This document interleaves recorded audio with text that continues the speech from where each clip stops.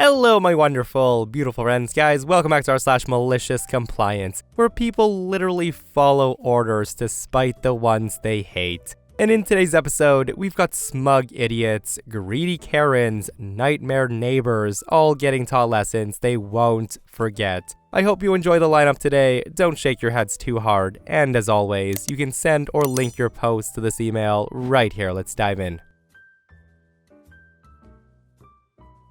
A long time ago, I used to work as a bouncer/doorman at a bar that charged $2 cover on weekend nights. Everyone paid to get in, with only one exception: party buses. We had an agreement with the different party bus operators that if they brought their groups to our bar, they would get in for free, as lively crowds are good for business. So one night, I'm working, and this one idiot comes in with his girlfriend. And I tell him it's $2 a head. He grumbles about it, and I give him the same line I tell anyone who complains. I tell him a $2 cover is the cheapest thing you'll buy here tonight. If you can't afford it, you might want to go somewhere else. Of course, he doesn't want to look cheap in front of his lady, so of course he pays. A couple of minutes later, he's back, saying he just talked to some people who didn't have to pay, and he wants to know why he got singled out. That's when I tell him about the party bus rule, and I say those people must have come in on a bus.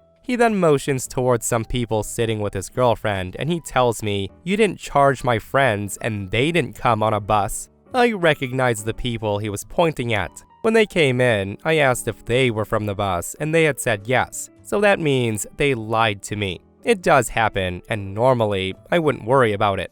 So I tell him, well, it sounds like I made a mistake. I guess it's their lucky night. And this was my hint to him that he should let it go. But that's not good enough for him. The guy gets louder and he gets in my face, demanding I refund him $4 to keep things fair. Or else, he'll go to my boss. At this point, I've had it with him. I tell him, "You're right, I'm so sorry, it's not fair. Let me fix this for you." Hearing me say that, the guy smirks because he thinks he's getting a refund. But the guy doesn't realize all I'm giving is some sweet, malicious compliance. His smirk disappeared when I stepped away from the cash drawer and I walked to where his friends were sitting. In my most polite voice, I then said, "Hey, I'm so sorry to bother you guys, but there's a $2 cover tonight and your friend over there told me you didn't pay. I must have misheard you when I asked you if you were with the party bus, but I need to collect the cover from you now." And let me tell you, the looks of betrayal they gave him were priceless. I then collected everyone's $2 cover charge, smiled, and loudly thanked him for being so honest. Then, I walked back to my post and watched all of them proceed to rip him a new one for not shutting the F up about the $4 he was charged. What a malicious compliance that was, and what a dose of karma that was. Like, some people seriously need to learn when to let it go, and I hope his friends never let him live that one down. That said though, OP does come back to the comments, and he says, "The guy also lost his remaining pride later in the night when we threw him out." I left this out of the story since it took place after the malicious compliance, but I'm happy to share after the fact. The guy was pretty pissed at me for embarrassing him in front of all of his friends, and he kept walking past me trying to stare me down. He would do the whole try to make you flinch thing. I refused to bite, and I just kept smiling. Eventually, he tried to escalate things by trash-talking me. And the thing is, everything he threw at me I'd already heard 100 times before, so I just kept smiling. Since insults didn't work, he moved in really close, like "I can smell your Axe body spray" close. And he says, "Why don't we go outside and I'll make you disappear? Your family will never know what happened to you." That's when I poke my head around his and I said to my partner who was standing right behind him, "Hey, this guy needs to go." My partner was the muscle and I was the friendly old guy. We made a great team. Without a word, he put him in a bear hug and he carried him out the door like a misbehaving toddler. Again, the guy should have totally let it go, but no, he had to escalate things and end up getting manhandled and thrown out the bar. Like, how embarrassing was that? And if you guys enjoyed that one, this next Karen and her son, well, they also learned that they should have quit while ahead. So a couple of weeks ago, my kids and their neighbors decided to have a bake sale. We live in a tourist area with high foot traffic and the kids make a killing. I tell the kids I ought to start charging them for labor, as I said I'd help bake, and the ingredients so they learn the concept of net gains. But instead, I'll donate to their cause, and just to bring me back the money I lent them to make change. I love seeing kids be entrepreneurial and work hard and get excited for their success. After a couple of hours, the neighbor's son decides he's bored and he wants to go home. So he tells my kid, hey, when you're done, come by and deliver half of the money. Mine says, hey, that's not fair. If you're leaving, we should split the money now. Mind you, the bulk of their sales was my baking. Of course, the neighbor kid gets super pissed. But mine sticks to their guns. They split the money and the kid leaves in a huff. Mine comes in a few hours later, having lugged home all the gear and cleaned up, annoyed that the neighbor kid got annoyed at him. Then, I get a knock on the door. It's the neighbor's mom with the kid who's still pouting. Mom's holding a receipt. She then explains that they purchased a bunch of stuff for the bake sale, that it cost a lot of money, and it's not fair that my kid is making money off their stuff, and that they should be compensated for what they purchased. The receipt lists a bunch of items that I immediately see they didn't use, like 2 boxes of cereal when they used one, napkins that I provided, but whatever. And never mind that her son went home early and left mine to clean up. And never mind that I'd been churning out batches of cookies all morning. I'm just irked that they've taken what was a fun, cheerful day of kids making money hand over fist and shown up at my door making me engage in a super awkward conversation because they can't assume their kid can't be wrong. So I say, of course, and then go fetch my receipts. I then sit down in front of them and out loud calculate the cost of lemonade and cups I used. I calculate the cost of flour, sugar, chocolate chips, vanilla, and butter per batch of cookies, and then multiplied by the number of batches I made. I toss in the baking soda for free because I'm generous. I even subtract the value of leftover cookies. And did I mention I made a lot of cookies? After doing the calculations, whoops, the neighbor kid has to fork over $23. They got quiet all of a sudden. I thanked the lady for making sure things were fair, and I offered her a plate of cookies to take home. She declined.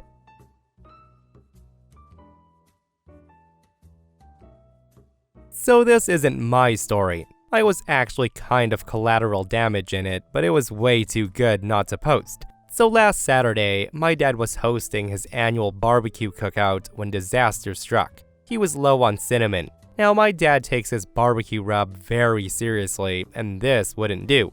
He needed to prep the food, and my mom needed to watch my little sister. My older brother was out doing something. I didn't have anything to do but wait for my girlfriend and her family to get there in an hour. So I was the one drafted for the most horrible of tasks, going to the grocery store. Being a busy weekend, I dodged the army of people shopping. I grabbed the cinnamon and then head to the express counter. And seriously, every line is packed with people loaded with hundreds of items to a cart, and there is only one 7 items or less express checkout open. There is only 2 people in front of me, a dad type and a grandma type, and this is where drama erupts, as the old lady notices that the dad type has, shock, 8 items with him. The lady then screams at him and says, "Hey, you don't belong in this line. You have way too many items." The dad says, "I'm sorry, I'm in a rush and 3 of these are doubles." The lady says, "Well, 8 is more than 7. Those are the rules. So you need to go to the regular line." The dad argues and says, "I'm not gonna spend 30 minutes in one line over one item. This will only take..." And that's when the Karen stops him right there and she says, "I don't care. You think rules don't apply to you? Get out of this line." That's when the dad says, "Look, I would have been done by now if you..." She then stops him again and says, "Get out or I'm calling the manager." At this point, the guy just sighs. He takes a bottle of soda off the conveyor belt. The old lady then smirks a satisfied smirk, and the dad has his groceries scanned and pays. And this is where the malicious compliance kicks in. He then picks up the bottle of soda and he says, "I'd also like to pay for this." The cashier starts a new transaction and rings them up for a single item. He pays and then leaves. He only wound up delaying the old lady and me by less than a minute, but the look on her face when she realized what he was doing was priceless. Yeah, how many of you would have paid to see the look on Karen's face when that man did that? Kudos to him for that quick thinking. And seriously, one item over. You couldn't let that go, Karen. Like, it literally takes half a second to scan it. And for all who didn't know, this commenter says, "I used to be a cashier and I love this. The whole point of 7 items or less isn't to be a hard ass about how many things you're buying. It's to separate the folks who are going to be here for a while from the ones who are only buying a couple of things and need to get out quickly. 8, 10, 15 items, it doesn't matter, as long as it's quick." So my aunt has always been the quiet, tends to her garden and minds her business type. Peaceful, unbothered, the human embodiment of chamomile tea. But she can also be a bit extreme when tested, as you'll soon see why. This also happened well over 2 decades ago. New neighbors had moved in next door. It was a chaotic family consisting of dad, mom, and their 2 kids. And these neighbors were trashy. The moment they arrived, the neighborhood noise level went from birdsong to circus on meth, practically. They would leave their toddler and their slightly older kid outside all day with no supervision. The dog, who by the way, was allowed to bark and howl all day. And here's the kicker. One glorious afternoon, Child Protective Services actually showed up. You're probably wondering why. Because someone called in a report, and CPS found the 2-year-old outside alone in the front yard with no adult in sight. The entitled dad's excuse was, "Oh, he likes the outdoors. There was nothing wrong with that."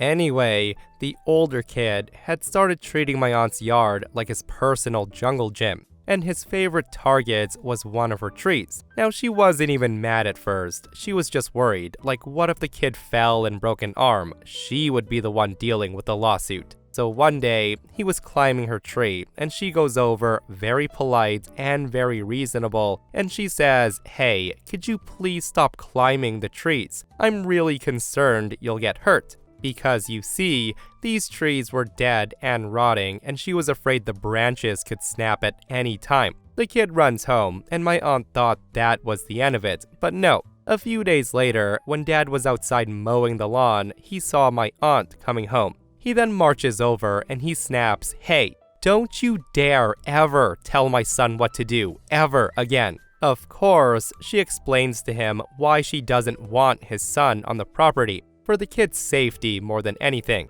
And that's when Dad snaps back with, "Well, maybe if you don't want kids climbing your trees, you should put up a fence. Ever think of that?"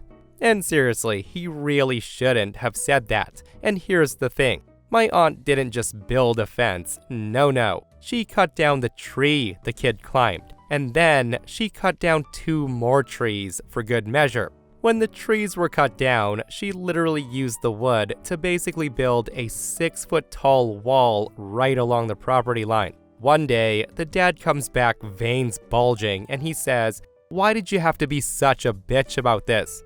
My aunt just shrugged, and she said, "You told me to put up a fence, and I did." And the best part is, the kids haven't stepped foot in her yard since.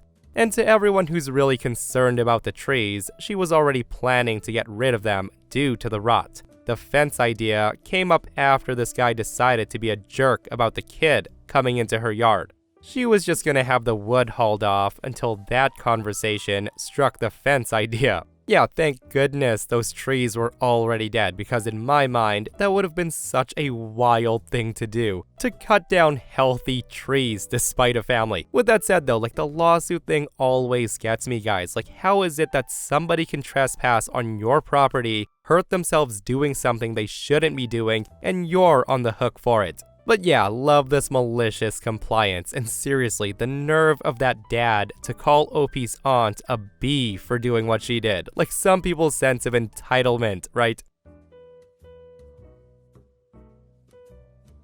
So I'll just start by saying that this story isn't mine. It's my parents' next-door neighbor of 20 years. And here's some background. My parents and their neighbor bought homes in this up-and-coming part of Florida 20 years ago. I'm talking half-acre lots with 2,500 square foot homes for like $130,000. Our neighbor's home was a bit smaller than my parents'. They also had no pool, and over the 20 years, the only thing done to the house was a new roof. Nothing else had been changed, and everything was still original. The appliances, the paint, the AC unit, the cabinets, tile, and carpet. I wish I could say she took care of it and she never needed to change things, but that wasn't the case. Our neighbor's house looks 20 years old. Well, she's a widow and the house is huge just for her. So she decided to sell and take advantage of the market. She listed it for $400,000. Despite her never having to put a penny into it, the house goes on a bidding war, and the top bidder is this investor from California. She offers to pay $30,000 over asking, and to pay the closing costs, and she can do it the same day. Cue the malicious compliance. This investor woman had two stipulations. One, that our neighbor takes the house off the market immediately. And two, she turns over the key to her management company, with the cash for the home held in escrow until the key was turned over and paperwork was done. Now, our neighbor was upfront with this woman about the state of the home, and she asked if she wanted to have her management company come take a look at it first. The woman just says, "No, I'm renting the house and it doesn't need to be painted. Just pull it off the market so nobody else can buy it." This woman bought the home for about $450,000 when it was all said and done. So our neighbor immediately goes to the management company office with her realtor. She signs her paperwork, hands over the key, and gets the check for the home.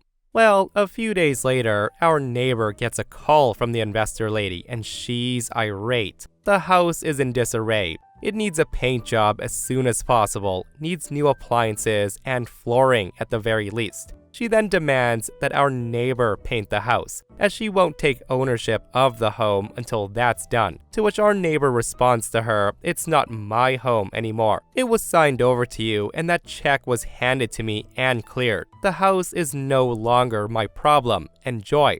This story came up recently because my parents called our old neighbor, as they still keep in touch. There was a for sale sign on the house again, and we were confused. Our old neighbor promptly showed up and she told us the story, and we were all laughing hysterically because the woman has it listed for $430,000. And the funny thing is, anyone that has eyes and took a tour of the home would never pay that. And even if she did get it, she'd still be losing a ton of money. Who doesn't love a story when greedy investors trying to inflate the market lose, and they lose big? Listen, can't say they didn't deserve that though, and as OP said, that's what you get for being too greedy and you don't do your due diligence. Like, some people have way too much money and not enough intelligence, I tell you. And for throwing that much money at a home, you'd think she'd ask for pictures or something. I don't know, like, how did she not know the house was in that condition, is my question.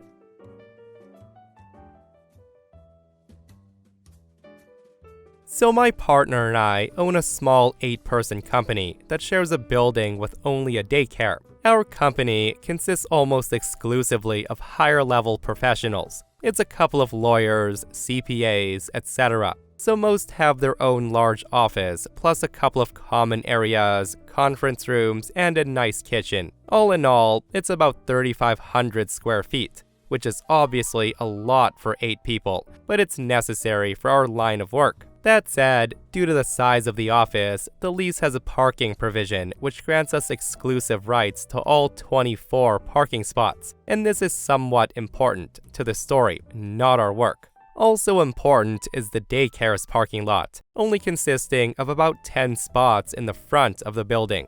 The parents would use our lot to drop off, as the daycare's lot would mostly be full with their staff's cars, and even some of their staff would park in our lot. Now, I didn't mind at all, as we've had over a dozen empty spots each day, and it was nice to have the mostly happy children around in the mornings and afternoon. That is, until a month ago. I started coming in a bit later at the same time as daycare drop-off. Our lot was crazy, with parents and kids walking and parking, so I used their lot like they've done with ours for years. The first day, no issue. The second day, the manager saw me get out and they gave me a piercing stare. A week later or so, I did it again and my car was towed. There wasn't a warning or word from the manager or anyone at the daycare to me or the office. So I went to the daycare to ask if they knew it was my car and if some kind of mistake had been made. The manager then came out and she said it wasn't a mistake, and in a very rude, demeaning tone, her exact words were, "Unfortunately, we can't have the liability of non-staff within our lot. And I'm sure the parents don't appreciate having to walk further either because of you parking in the lot." She then looks me up and down, and I'm a totally normal-looking 30-year-old male, I think at least. She then says, "Don't you have some reserve spots in the back? You should really park there and let us park here." She said that with an eye roll as she walked off. Now, I was happy I held my tongue in front of the children, considering how angry I was, knowing that it wasn't time for that conversation. A couple of days later, I told the manager while we were outside the office that I wish she would have come to me before towing my car. It ends up costing me $600. I asked for an apology and said, since we share the back lots and the parents take up almost all of our parking spots in the morning and afternoon, can I park in the front lot the occasional morning? She flatly said no, and she basically gave me the same speech she gave last time. At least, she didn't comment on my appearance this time. I left things for a week, thinking it was over, until again, I had nowhere to park one morning. Having to wait 10 minutes for parents to filter out of our lot, lest my car be towed, and who do I see but the manager getting a spot in my lot before me. That's when I decided to comply with the manager's wishes and developed a plan. I contacted the building owner and I said, or more accurately lied, that due to compliance reasons with the state licenses we're applying for, we need to have a gate installed with employee/guest pass access only in our parking lot. Our company would of course cover the cost. We got the same day approval from the landlord and the gate was installed 2 weeks later. I drove in early that first day after the install, and I tell you, the mayhem was well worth it. Watching from the corner window gave me a perfect view of it all. It started with the daycare staff pressing all sorts of keys on the gate to try to get in, trying to park where they have for months, years even. Then their lot filled up completely. And that's when the parents start arriving. A staff member had to stand at the gate telling parents there was now no access. Their parking lot was basically congested with parents double parked, taking their kids in. Other parents parked a quarter-mile down in another lot at the park our office overlooks. I eventually went down to give the manager a nice little wave and walked back up to my office. She gave me a piercing stare that just made me grin ear to ear. I guess she sent the owner a rather angry email about parking rights to the back lot afterwards, and how it's so crazy that one small office gets the entire thing. Apparently, she didn't know we had all of it. He said that him and I may have to discuss the parking provision in the future, and he also didn't know the lease gave the entire back lot, but it's not a big deal to him.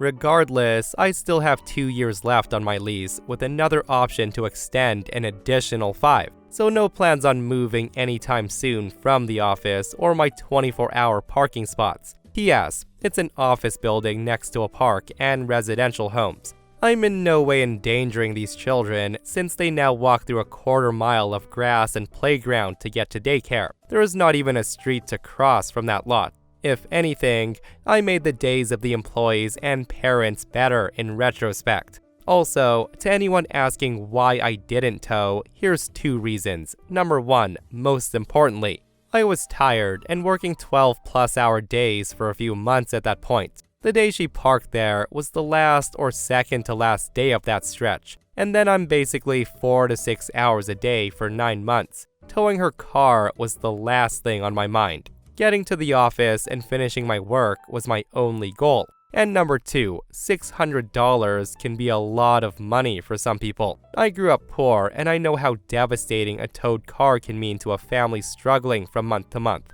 Another day, I may have done it, but I'm glad I didn't. Yeah, a 30-year-old guy with an old blue truck that Karen probably thought OP was a nobody, not the owner of a company they shared the lot with, and what a mistake that was. Like, it is absolutely flabbergasting that people would rather treat a stranger like a complete piece of crap rather than just talk to them in a normal, non-confrontational way. And people like that Karen deserve every single inconvenience possible. And if you thought that was satisfying, this next Karen messes with OP and she regrets it big time as well. So I live in this apartment complex where parking is basically the Hunger Games. There's no assigned spots and no rules beyond don't be a jerk. It's pretty simple, or so you'd think. That said, my roommate and I both ride motorcycles, 2 bikes, both owned by me, but he takes one to work every day. Because we're considerate human beings, we both parked bikes in a single parking space. It frees up room for everyone and no one's ever complained. Well, almost nobody. Enter Karen. One afternoon, she storms up to me, arms crossed, like she's about to issue a frickin' citation. The woman then says, and I swear like she's practiced this in the mirror, "Stop cheating to reserve the best parking spots in front of the building." Hearing that, I blink at her because, what? She then explains her theory. By parking 2 motorcycles in one space, I'm somehow reserving that spot for myself. I just tell her very calmly, "Ma'am, both bikes get used. My roommate rides one and I ride the other. We're just conserving space." But the woman doesn't hear a word. She then snaps, "That's not fair. It's cheating." So I say, "Okay, I'll stop parking both bikes in one spot." To which she responds, "As you should." She then walks away all smug and satisfied, which was a big mistake. About an hour later, I roll up with all 7 of my motorcycles. Normally, 5 of them live in my garage across the complex, but today, no, they're all out for display. I line them up neatly, 1 per parking space, which is perfectly legal, and perfectly blocking every single prime spot in front of our building. 15 minutes later, there's a boom, boom, boom, knocking at my door. It's management, and they tell me, we can't have you taking up all the parking spaces. At that, I raise an eyebrow, and I say, "Let me guess, Karen complained?" The manager sighs and says, "Yes." So that's when I explain, and I said, she told me I'm not allowed to put 2 bikes in one spot. I was just following her rule.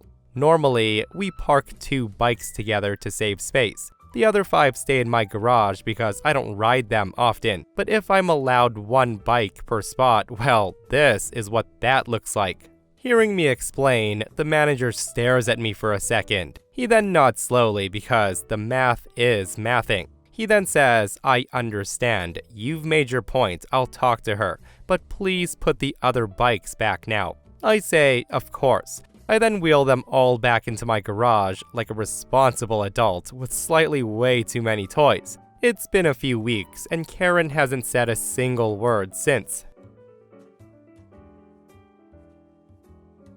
To start, our yard is wild, and I mean actually wild. We don't have a traditional lawn at all. Instead, we grow native, drought-resistant plants, and we actively remove anything invasive. The wildflowers are things like lupine, blue flax, spiderwort, black-eyed Susans, and sunflowers. We've added natural features too, like driftwood logs to hold moisture, and even an old elk skull that small critters can use as shelter. Because of this, our yard is full of birds, bees, rabbits, you name it. It's beautiful, but definitely not a neat, manicured lawn. Last summer, though, we got a notice from the county saying that our yard violated an ordinance. When my husband called, the poor employee on the phone sighed and told him that he had received about 30 complaints, all from one person, about every house on the entire road. And here's the thing, you can't mass report. That means this person sat there, house by house, filing 30 individual complaints about overgrown weeds. I checked the county ordinance myself, and everything in our yard was full compliance. Our plants are intentionally cultivated, and none of them block the sidewalks and none spill onto anyone else's property. Now, knowing this was just some bored neighbor with too much time, I did some reading, and I discovered that our yard more than qualified to be a certified national wildlife habitat. So I filled out the form, paid the fee, and got the certificate. My husband then called the county back, and the same employee said, "Send me that certificate." He reviewed it and thanked us for giving him something helpful for future cases, and immediately closed ours. I then put up signs in the yard announcing it as a certified wildlife habitat, and the birds and bees get to keep enjoying their little paradise. Edit. So thank you all for the overwhelming support for our tiny act of rebellion. I'm thrilled to see how many people love the idea of wild yards. Long live the bees. I've also gotten some weird hate messages, so let me clarify a few things. Number 1. Our county doesn't have HOA-style restrictions. Their ordinances are pretty relaxed. Number 2. Their certification doesn't offer any legal protection. It just shows the wildness is intentional, not neglect. Number 3. The county employee liked having something official to point to if the same complainer keeps reporting us. Number 4. We haven't had a single issue since, and it's been over a year now. Number 5. I'm also not worried about the resale value. I want my home to bring me joy. I can always re-landscape later if I truly need to. The house is paid off anyways.